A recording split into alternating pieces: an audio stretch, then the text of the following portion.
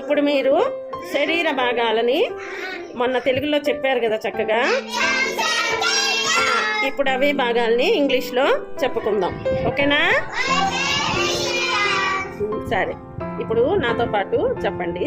This is my eyes, this is my nose, this is my mouth, this is my head, this is my ears, this is my neck, this is my stomach, this is my chest, this is my hand, this is my leg.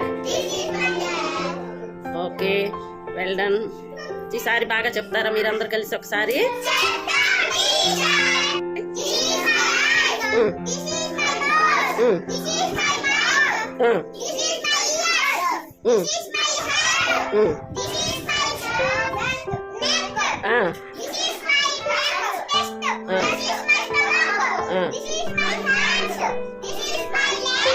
Very good, చక్కగా చెప్పారు. Claps కొట్టండి.